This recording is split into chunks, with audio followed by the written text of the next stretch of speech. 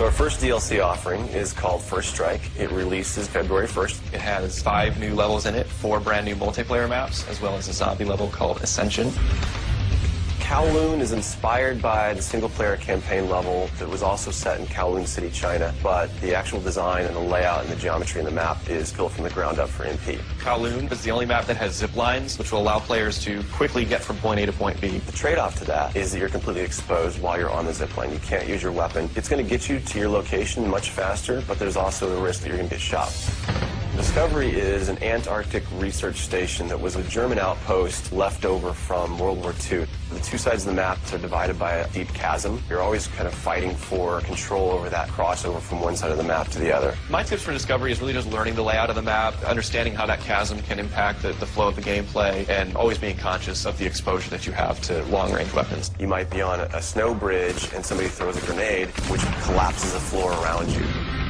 Our large map is Berlin Wall. This focuses on the checkpoint Charlie area of Berlin. It puts you fighting on the two different sides of the wall. So you've got East Berlin versus West Berlin kind of thing going. Berlin Wall has certain attributes about it that if you use it right, you're going to have the competitive edge over your opponents. It has a lot of very long view distances. It's a really great map for snipers. There's some good high points, some good elevation there. And one of the unique aspects about Berlin Wall is that there's a no man's land in the middle. You can take the risk of going through no man's land to get a faster route, but there's a good chance you're going to get mowed down by the auto turrets.